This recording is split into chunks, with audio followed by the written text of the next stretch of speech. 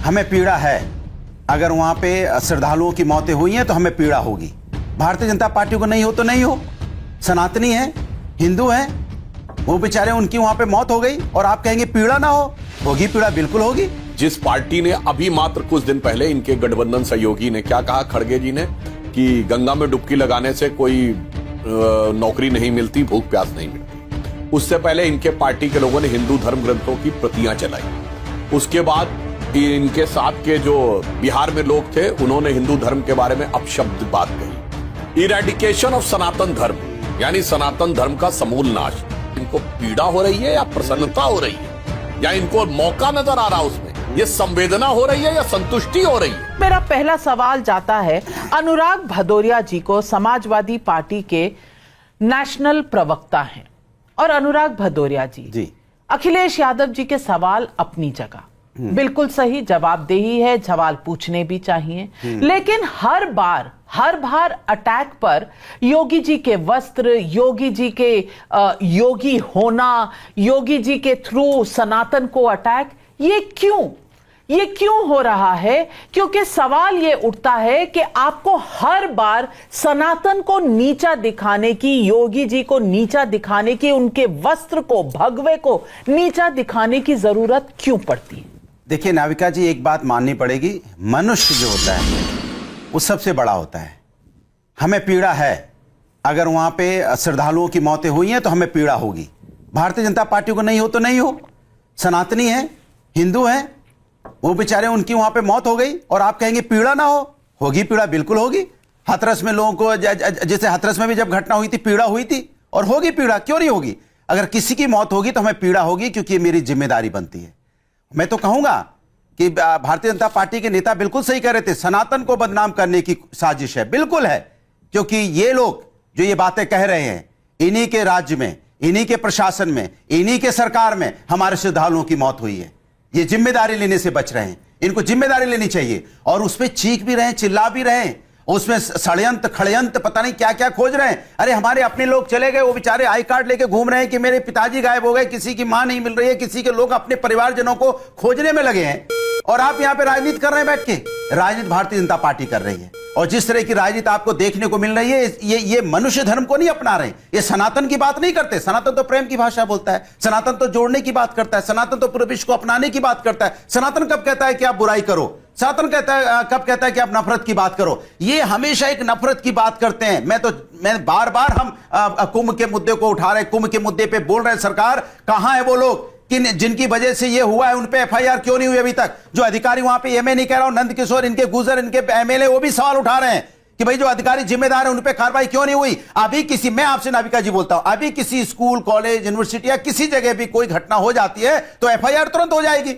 यहां पे घटना हुई कि किसकी कमजोरी की वजह से हुई, क्यों नहीं हुई अभी तक? जब आप ये नहीं पता लगा पा रहे हो कि किसकी वजह से घटना हुई है, तो आप क्या पता लगाओगे कि आप हमारे उत्तर प्रदेश में क्या हो रहा है? इसीलिए उत्तर प्रदेश में लगातार घटित हो रही है। भगवान ना करे, भगवान ना करे, प्रभु ना करें कि कहीं पर भी किसी इस तरह की घटना हो। कम से कम मेरी प्रार्थना इतनी रहेगी। लेकिन सुधांशु जी, दर्द हो रहा है, ये मेरी समझ में आ रहा है, और मैं कह रही हूं कि सवाल पूछिए योगी सरकार से सवाल, ये आपका हक है। लेकिन बार बार भगवे पर, योगी पर, सनातन पर वार करना क्या जरूरी है? ये सवाल, इसका जवाब क्यों नहीं आता? सुधांशु जी, आज इसकी भी जवाबदेही होनी चाहिए। देखिए, अनुराग जी ने जो पीड़ा की बात कही, तो जरा मैं उस पीड़ा की मीमांसा कर देता हूं। जिस पार्टी ने अभी मात्र कुछ दिन पहले इनके गठबंधन सहयोगी ने क्या कहा, खड़गे जी ने, कि गंगा में डुबकी लगाने से कोई नौकरी नहीं मिलती, भूख प्यास नहीं मिलती। उससे पहले इनके पार्टी के लोगों ने हिंदू धर्म ग्रंथों की प्रतियां चलाई। उसके बाद इनके साथ के जो बिहार में लोग थे उन्होंने हिंदू धर्म के बारे में अपशब्द बात कही। रामायण रामचरितमानस के बारे में, ये बिल्कुल रिसेंट बता रहा हूं, ये पिछले 1.5 साल की। और 1 साल पहले ये सारा का सारा प्रोसेस कहां से शुरू हो रहा है, दर्शकों को समझने की आवश्यकता है। 1 साल पहले यहां पे कॉन्फ्रेंस होती है तमिलनाडु में, इरेडिकेशन ऑफ सनातन धर्म, यानी सनातन धर्म का समूल नाश। अब आइए और पीछे जाइए, 2021 में पूरी दुनिया में एक कॉन्फ्रेंस होती है डिसमेंटलिंग ग्लोबल हिंदुत्व, यानी हिंदुत्व को कैसे नष्ट करना है। और अब मैं बताना चाहता हूं 2021 में एक हेनरी लूसी फाउंडेशन है यूरोप की, जिसके मिस्टर क्रिस्टोफर शार्लेट हैं, जिन्होंने कहा कि हिंदू मेजॉरिटरिज्म को कंट्रोल करने के लिए क्या करना है, कास्ट सेंसस का प्रोजेक्ट लेना है। इसके लिए उनको कई लाख डॉलर की सहायता मिलती है। और ये वो वाटरशेड पीरियड है। 2020 से पहले आप राहुल गांधी का कोई बयान नहीं दिखाएंगे कि जातिगत जनगणना की बात करें। और उसके बाद ही जो लोग हिंदू धर्म का समूल नाश और हिंदू धर्म को डिसमेंटल करना और वो अभद्र भाषा, वायरस और HIV जाने क्या क्या बोलते थे, वो जब पीड़ा की बात कहते हैं तो दर्शकों को समझ में आता कि इनको पीड़ा हो रही है या प्रसन्नता हो रही है, या इनको मौका नजर आ रहा उसमें, ये संवेदना हो रही है या संतुष्टि हो रही है। साफ समझ में आता है पूरी पृष्ठभूमि देख के, क्योंकि डे 1 से आज तक इन्होंने कुंभ को लेकर और यहां तक राम मंदिर की प्राण प्रतिष्ठा हो, कोई हिंदू धर्म से जुड़ा विषय हो तो इन्होंने सिर्फ हिकारत और सिर्फ नफरत और केवल लेट डाउन करने के अलावा कोई कार्य नहीं किया। और मैं ये भी बता देना चाहता हूं भदौरिया जी को, उस दिन मौनी अमावस्या के दिन 8 करोड़ लोग थे। ये ह्यूमन हिस्ट्री की डॉक्यूमेंटेड हिस्ट्री में from Abraham Isaac to Moses and Mesopotamia, जरा एक कोई जगह बता दीजिएगा जब 8 करोड़ लोग एक जगह पे हों। मगर इसके बावजूद इन लोगों ने जिस प्रकार की बातें कही हैं, पूरा देश भली बात ही समझता है। यदि आपने रत्ती भर भी संवेदना होती, एक बयान दिखा दीजिए जो धर्म संस्कृति के पॉजिटिव में हो, उसके बाद आप बताइए। मैंने 1 दर्जन बयान गिना दिए जो आपने धर्म संस्कृति के अगेंस्ट में नहीं, नष्ट करने, ध्वस्त करने के संकल्प के लिए। सुन लीजिए, बड़ी तकलीफ हुई सुधांशु जी, जिन लोगों की श्रद्धालुओं की मौत हुई है, आपका दिल नहीं पसीजा, कचोटा नहीं अंदर से, एक शब्द नहीं बोल पाए। कैसी बातें करते हैं आप सनातन की बात करेंगे, आप मानव धर्म को भी को नहीं अपनाते हैं। दूसरी बात, आपके मंत्री क्या कह रहे थे, छोटी मोटी घटनाएं हो जाती है, हटाया आपने मंत्री को, निकाला नहीं, उसको निकाल अपने मंत्रिमंडल से बाहर फेंका, छोटी मोटी घटना बता रहा था। कमाल की बात कर रहे हैं। और मैं बार बार सुधांशु जी आपसे कह रहा हूं, कुंभ के बारे में बात करने में आप किस मुंह से बात करते हैं? आप जो श्रद्धालुओं की मौत हुई, आप कह रहे हो 8 करोड़ लोग तो आपने गिन लिए, बट जिन लोगों की वहां पे मौतें हुई हैं, कितने लोगों की मौतें हुई, उसको आंकड़ा देने में आपको कितने घंटे लग जाते हैं, ये बताइए मुझे। मैं आपसे पूछना चाहता हूं, 8 करोड़ लोग तो आप गिन लेते हो, क्या सिस्टम है जिससे आप गिन लेते हो? लेकिन जो लोगों की मौत हुई, जो हमारे आपके बीच में चले गए श्रद्धालु, उनके बारे में बताने में आपकी जीभ कपने लगती है, उनके बारे में बताने के लिए आपको घंटों लग जाते हैं। कैसी बातें करते हैं आप? मानव धर्म को आप मानित करते हैं, धर्म के नाम पे सनातन को आप मानते नहीं है। सनातन मानते तो आप कम से कम श्रद्धालुओं की बात करते, और श्रद्धालुओं के बारे में बोलना नहीं चाहते जिनकी मौत हुई है। जवाब सुन लीजिए सुधांशु जी। देखिए कितना विचित्र, दुर्भाग्यपूर्ण और दुर्दांत वक्तव्य यह व्यक्ति दे रहे हैं। भाई, जिस दिन घटना हुई उस दिन शाम तक मृतक और घायलों दोनों की सूची जारी कर दी गई।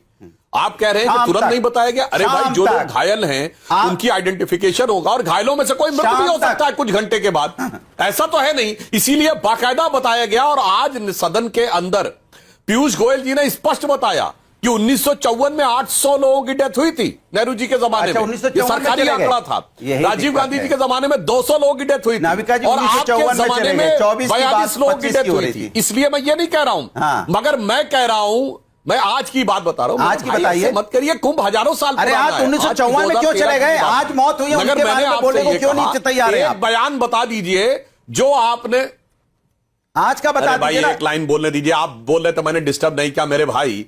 जिन्होंने कार सेवकों की मौत का जश्न मनाया, जिन्होंने कहा कि मैंने 16 मरवा दिए थे, इससे ज्यादा मैं क्या कर सकता था, वो आकर जब पीड़ा की बात करते हैं तो साफ समझ में आ जाता है कि रावण की तरह कोई राक्षस साधु का वेश बनाकर आकर भरमाने का प्रयास कर रहा है। अपने बारे में कह रहे हैं, अपने बारे में कह रहे हैं। अनुराग भदौरिया जी, राहुल गांधी ने जवाब नहीं मांगा, लेकिन यहां तहसीन पूनावाला कांग्रेस को रिप्रेजेंट कर रहे हैं, तो बोलने का मौका तो दे दीजिए। मैं पूछना चाह रही हूं, इतनी पीड़ा अखिलेश जी को हो रही है, इतनी पीड़ा समाजवादी पार्टी को हो रही है, क्या राहुल गांधी सवाल नहीं उठा सकते थे? उन्होंने नहीं उठाया। अब मैं पूछना चाहती हूं कि या तो अखिलेश जी गलत है, या फिर राहुल जी जानबूझकर संवेदना की बात भी नहीं कर रहे, सवाल भी नहीं कर रहे। अगर अखिलेश जी योगी जी से सवाल पूछ रहे हैं तो राहुल जी मोदी जी से पूछ सकते थे, वहां बैठे हुए थे, क्यों नहीं उठाई ये बात? ये सवाल इसीलिए पूछ रही हूं क्योंकि देश जानना चाहता है कि सनातन पर इतनी ज्यादा ठोका ठाकी क्यों जरूरी है? हर बार सनातन के पीछे पड़ने के लिए क्या कोई एजेंडा है? नाविका जी, सबसे पहले तो मैं उन लोगों को श्रद्धांजलि अर्पित करना चाहता हूँ जो स्टैम्पीड के अंदर, कुंभ मेले के अंदर जो लोग गुजर गए। और अनुराग भाई ने बिल्कुल सही बात पूछी। 8 करोड़ लोग आए एक दिन के अंदर, ये गिनने का सिस्टम उत्तर प्रदेश सरकार के पास है, लेकिन कितने लोग गुजर गए उसका आज तक जवाब नहीं आया। खुद आप ही की रिपोर्टर्स, नाविका जी, आप ही के रिपोर्टर्स चला रहे रिपोर्ट, जो लोग कह रहे मेरे पिताजी नहीं मिल रहे, माँ नहीं मिल रही, जो लोग गुजर गए, आज तक उसका पूरा रिपोर्ट नहीं आया। ये आप लोग ही चला रहे रिपोर्ट। दूसरी बात, ये एक स्ट्रैटेजी है ऑपोजिशन की, विपक्ष की स्ट्रैटेजी है कि राहुल जी जो है कुछ मुद्दों पर बात करेंगे। आज माननीय अखिलेश यादव जी कैंपेन कर रहे थे, और क्योंकि वो भी एक बहुत बड़े नेता और वो भी प्रेसिडेंट के एड्रेस को रिप्लाई करेंगे, वो कुंभ का जवाब देंगे। ये एक स्ट्रैटेजी है। ठीक उसी तरह पर ये स्ट्रैटेजी बाहर पब्लिक में राहुल जी और अखिलेश जी की जिम्मेदारी नहीं है। अखिलेश जी बिल्कुल इस पर बात करेंगे, इंडिया अलायंस बात करेगी, और राहुल जी उधर ही बैठे होंगे और उम्मीद करते अनुराग जी, उम्मीद करेंगे जब अखिलेश जी बोलेंगे माननीय प्रधानमंत्री वहां बैठेंगे, उम्मीद करेंगे हम प्रधानमंत्री जी उसका भी जवाब दे। ये स्ट्रैटेजी है इंडिया अलायंस की। लेकिन सवाल ये है कि कुंभ में जवाब सुधांशु भाई नहीं दे पा रहे।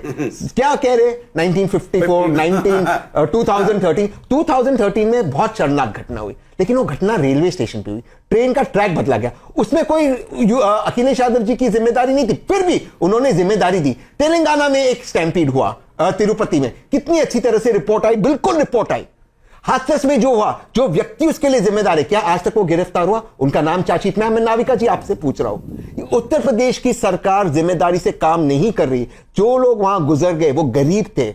एक भी सेलिब्रिटी नहीं मरा नाविका जी, एक भी सेलिब्रिटी का बच्चा नहीं मरा। मैं नहीं चाहता हूं, मैं नहीं चाहता हूं, sorry, I don't want it, I don't want it. ये क्या आर्गुमेंट है? ये क्या आर्गुमेंट है? ये आर्गुमेंट नहीं, ये क्या आर्गुमेंट है? गरीब मरा, पिछड़ा मरा, गरीब मरा, सबसे कमजोर तबका। जो एक भी सेलिब्रिटी मरता ना नाविका जी, पूरी मीडिया अलग चलती। नहीं हुआ और नहीं होना चाहिए। एक भी नहीं मरना चाहिए। मानसिकता नहीं समझ पा रही सुधांशु त्रिवेदी जी। कोई भी मरे, एक भी नागरिक इस देश का या एक भी इंसान इस देश में मरे तो हमारे लिए ये पीड़ा की बात है। लेकिन सेलिब्रिटी मरता तो आप ये करते, अगर आपने भगवा कपड़े ना पहने होते तो आप ऐसा करते। आप भगवा मत पहनिए। और सुधांशु जी मैं पूछना चाहती हूं, क्या कोई इसमें साबोटाज है, कॉन्स्पिरेसी है? सबसे पहले तो ये बताइए, क्योंकि इस तरफ इशारा रविशंकर प्रसाद ने संसद में किया। इसके अलावा मैं पूछना चाहती हूं, क्योंकि कई बार ये सवाल पूछे जाते हैं, अखिलेश जी ने कितनी बार योगी जी पर हमला किया।